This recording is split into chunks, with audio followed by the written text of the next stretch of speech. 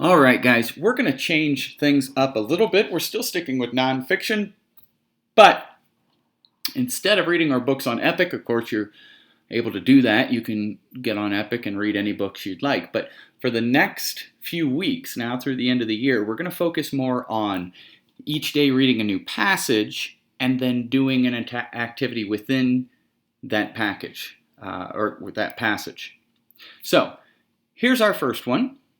Today, we are looking at the main idea. We've done this before. This is nothing new, but we're doing it with a different story. So reading nonfiction, of course, reading fiction a lot of times is sort of like solving a mystery, especially when reading mysteries or thrillers. Well, it's the same thing with reading nonfiction.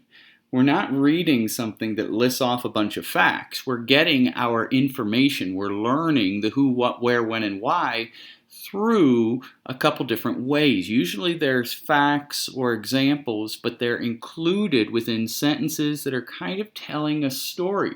Even nonfiction tells little stories.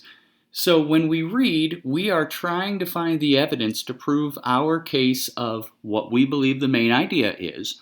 And the evidence is going to be in those facts, those examples, or in what we call anecdotal information. Anecdotes are little stories. So nonfiction uses those same things. So when we're reading and we come up with what we believe the whole main idea of the passage is, we have to prove why. So that's what this slide is about. On your Google slide, you're going to fill in these text boxes. We've done this before too, but now it's all going to be using the same passages, and that'll help a little bit. And they're shorter passages than maybe reading an entire book. So I think that's really going to help with the main idea.